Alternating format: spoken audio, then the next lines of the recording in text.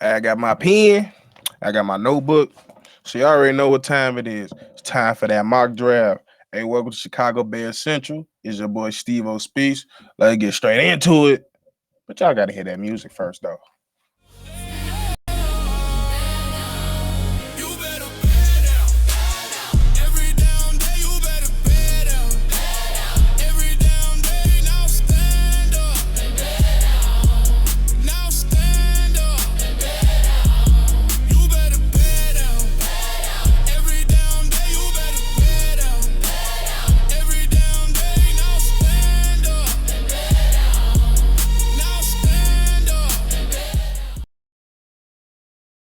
Episode of Chicago Bears Central is one of your hosts here, Stevo Speaks, with another episode with my mock drive 1.0 for this 2026 up and coming draft. If you want to hit us up on voicemail, it's 773-242-9336.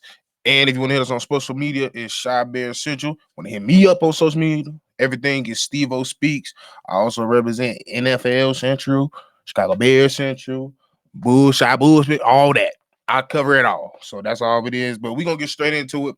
Now we all know the context of most of this draft, especially starting off early, is gonna be defense. We already know the type of season that we had, an amazing season. Getting real close to possibly almost going to the Super Bowl, but nonetheless making it to a playoff game, winning a playoff game. Get some clarification at our quarterback position with Caleb Williams having an outstanding year. Our rookies standing up, which is even more impressive with them not having the typical offseason that most rookies have. So for them to get in full go the way they did was just strictly amazing. Definitely had some of my best moments and best memories and times this season. As y'all know, y'all see me acting a fool on every single line that we had. But yeah, it's time to get straight into work. As our head coach and Ben Johnson has said, we're back at the square root one. Not square root, but we're back at one. But we're back at one. We got to start over. The whole last year's a wash. We got to get on to what's improving. And we already hearing things. We already hearing things such as Tremaine Edmonds is being allowed to seek for trades. We're also hearing possible cuts. We also hearing that DJ Moore might get traded. We might hear some other things. We also hearing that Javon Dess is getting calls. So with that being said, let's get straight into it. With the first pick, the 25th pick of the NFL draft, the Chicago Bears will select Kayden McDonald. Now, I know everybody is in love with the Texas Tech D tackle and Lee Hunter. I am as well. But when it comes down to it, when I'm making these choices, it's not only what I like, it's also I'm having in mind what our coaches, mainly Dennis Allen, the type of players that he wants. So when it came down to it, I just felt like when it comes to the D tackle position and how we play, the way we play, and how he likes his D tackles, he fits the scenario. Kayden McDonald out of Ohio State, 6'3", 6'2"-ish, around that range, 326 pounds, D tackle. And first thing you're gonna see jump off the tape when you watch him, run stuffer. That's what he is. Big boy, but for his size, he's able to move and be very nimble for his size. Very good when it comes to moving side to side, and he's very good at getting tackles for loss. And what got me so, I would say, in the loop of him is there's a lot of playmakers on the Ohio State defense, and for him to get the type of stats that he was able to get last year, it was quite impressive, especially at the D tackle position. As y'all know, the D tackle position is not necessarily a place that on the stat sheet you get a lot when it comes to terms of stats. But if you go in and look at his stats, he has 31 solo tackles, 34 assisted, 3 sacks, which is, like I said, when it comes to total tackles, he finished with 65, which is pretty high. Like I just said, coming from a D tackle with the type of players that were surrounding him with Ohio State. So I like him a little bit more for our defense compared to, I will say, Elite Hunter. Elite Hunter is the type of guy where he's probably more effective to get into the quarterback. He's a very dominant bull rusher. This is something Kayden McDonald has to work on. He's really good at the ripping through and just being patient. He's a kind of a rusher that runs more fine lanes and looks through the zones and things and able to reach his way. But if he's able to work on his hand movement, his hand fighting techniques, some of the things right there, and improve more on his bull rush, he could be a guy to get to the quarterback as well. That's why I feel like what we need mainly at this D tackle position, especially looking from last year, we need some where the A gap is not soft. And I think immediately he's to me, in my opinion, he's already a way better run blocker or run attacker compared to Javon Dexter. It just is what it is. And that being said, we just heard today, like we don't know, he might get traded. There's people making calls about him, especially with him having 1 year left on his contract. But nonetheless, that is my pick for the first pick of the draft. Now let's go on to the second one. I'm still sticking with defense, and I might catch y'all off guard with this, but I'm going with edge out of Michigan, Derek Moore. Now, a lot of people gonna be like, Michigan Moore? Well, who is that? Like, I don't know. Don't get me wrong. Michigan did struggle as a team last year, but he was one of the guys that if you watch any Big Ten performance, especially coming out of Michigan, he was all over the field. He's always getting pressure. And one of the things when I first started looking at him, first watching tape on the guy, is he's a Dennis Allen type of guy, especially when it comes to edges. He's 6'3", 253-ish, around that range. Could get bigger. But he's a perfect blend of between size and speed. He's long. He has a very good bull rush. And the one thing that stands out mainly for me that I love the most about him is, along with his side, he's relentless and he's constantly he's constantly causing pressure. That's the one thing about him. If you go look at his strengths, some of his strengths says good side leaf, for length as a rusher, leverage hand strike, which is, if you go look, and it's not according to the necessarily hand striking game, but he has a very good, very high IQ. There's multiple plays where he's chasing a quarterback out the pocket, and the quarterback, let's say, running to his right, and he put his hands up to block his throwing lane. That distracts or mess up the rhythm of the quarterback, and he just go get him. That type of IQ don't show up in anybody in college for the most part. So the fact that he has that is something I love. And the number one thing that I love about him, and y'all hear me say it every Sunday, in the play, get to the quarterback, get to the player. When he gets in range between you and him, he's going to swallow you up like a goddamn black hole. That's just what he is. That's why I fall in love with him. And also, he pays attention and he's well knowledgeable about who he's going against. If he know that his tackle that he's going against do not have a good anchor, just like you seen that boy in the tackle from Miami in the Senior Bowl, bulldoze his ass right the fuck over. And that's the type of person we could put next to Austin Booker. We could put next to Montez Sweat. It don't matter. He's the type of guy where day one, I think he's the guy that he could come in and make an instant impact for this team. Now, I do have a second option that I don't know, because this guy right here kind of goes up and down between first and second round. But if he's there and we don't get Derek Moore, I want us to get him, and that's safety out of Oregon, Dillon Thieneman. Why do I want him? It's just very simple. He's a bear. He's a bear. Simple as that. If you go look at his stats, especially if you go look at his tapes, he's everywhere, and he's one of the most versatile safeties in the country. If you go look at him, you could throw him down in the box. You could throw him in coverage. You can throw him in man. You can throw him in zone. You can make him. You can make him play linebacker. It don't matter. He's a football player through and through. He's finished his 3 years in college with 306 tackles. And what me and Bobby always say, we love secondaries that's not afraid to tackle. And he's one of those guys. He's 6 foot 205, got decent speed, decent athleticism, can be a ball hawk if you want to. I think finished with 6 interceptions in his career. And yeah, he's a guy that, of course, with him being an Oregon guy, he's been on my radar for a minute.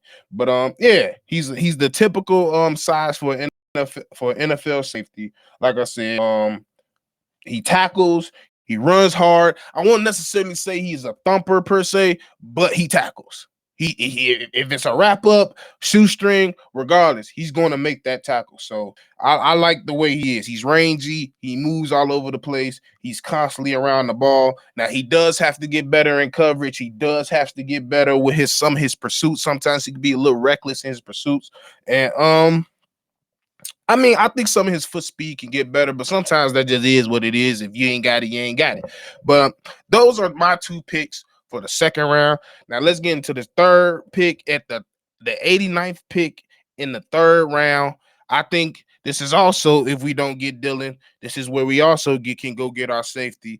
I think we go get safety out of Arizona, Genesis Smith. Now this guy is a little bit more different compared to I would say Dillon Thieneman.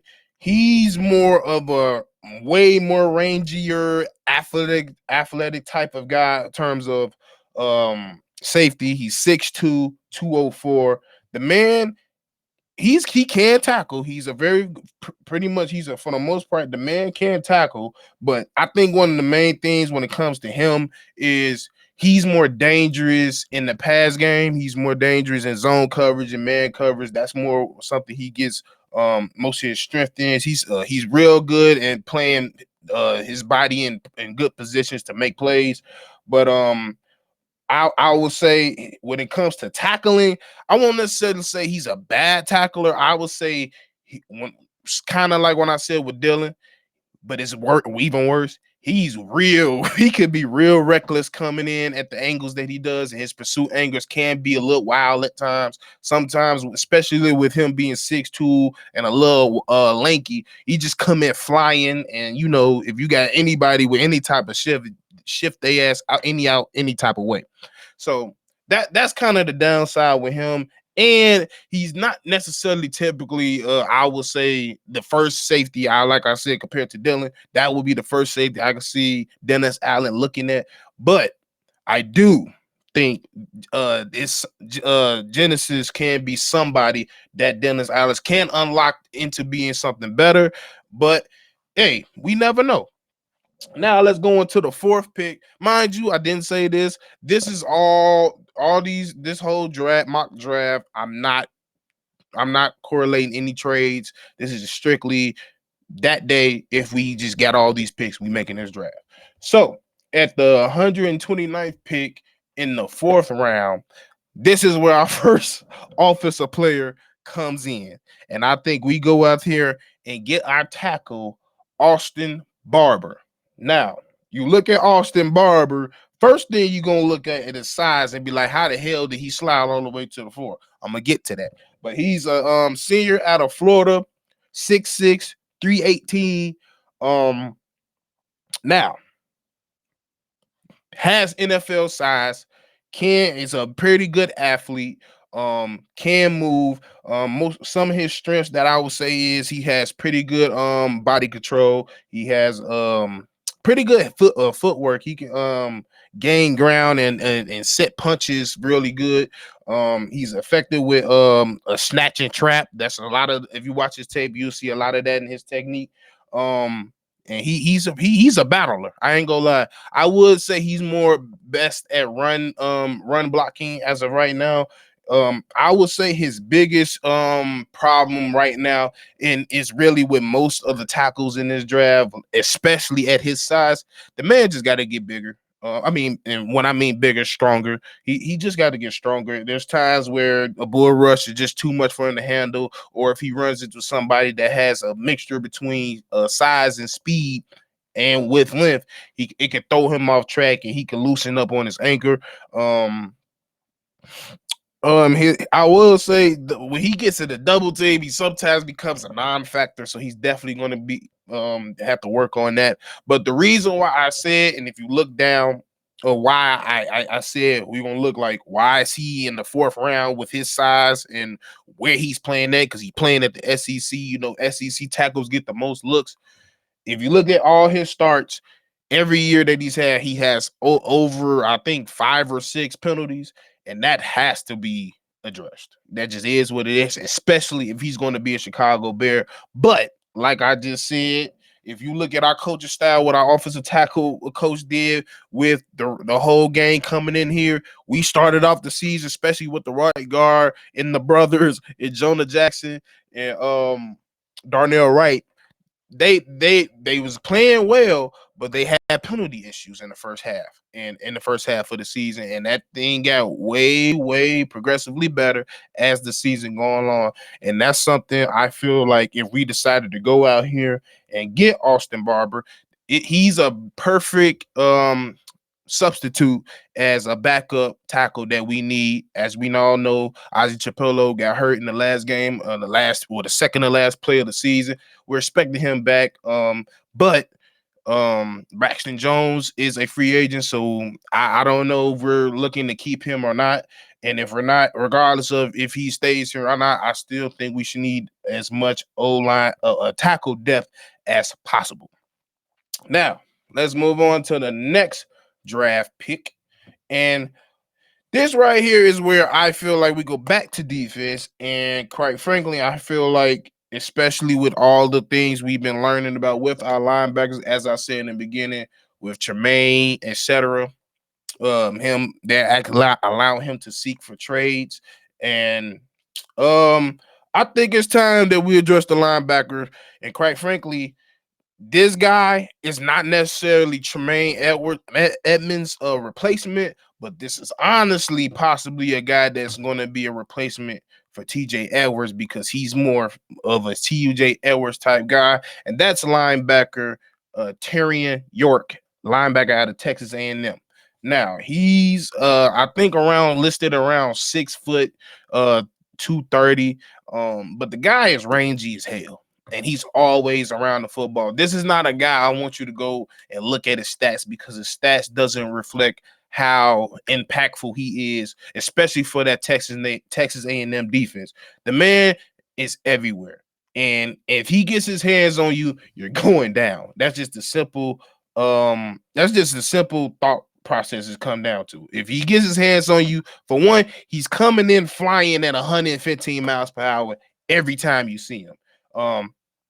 His best, I'll say his strength is run, or stopping the run is definitely, he see a gap, it's open, he's shooting for it, he's going to get it. It's also some guy that I seen that when it comes to blitz packages, I can most definitely see Dennis Allen calling up some nasty blitz packages for this guy, because the dude is fast. He's very quick.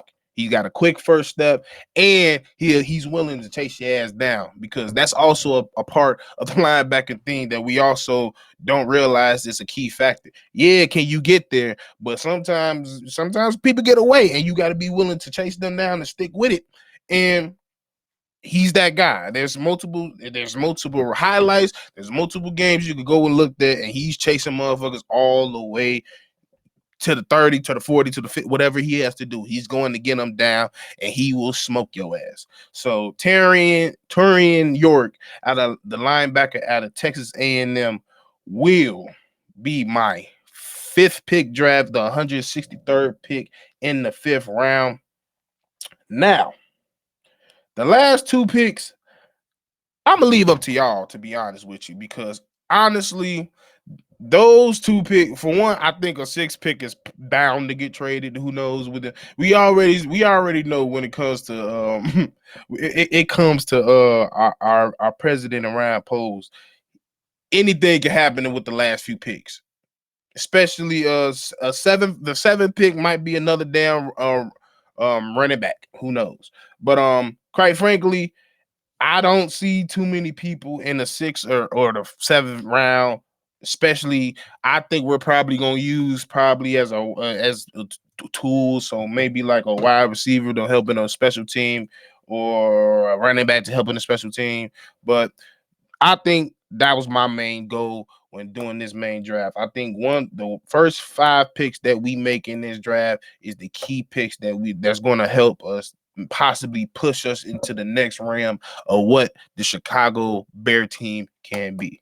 So that's it, folks. That's all I got for you. I hope y'all like my mock draft part 1. Of course, when we do part 2, especially with I think the draft combine, the drills for the D-line starts today. So after the draft combine concludes, I'm pretty sure we're gonna have everybody doing 1 through 7 and we'll be more clearer. But yeah, that's my time, folks. Make sure y'all like, follow, subscribe at Shop Bear Central. Drop what y'all think. Do y'all like or dislike some of the picks that I made? Would you pick somebody else that I didn't pick, or did you like somebody over somebody that I mentioned as my second option versus my first option? Let me know. We want to hear y'all feedback. But yeah, it's been another episode of Chicago Bears Central, the number 1 spot for everything Chicago Bears. And yeah, we're checking with you on another video. Peace. This has been a presentation of the Break Media.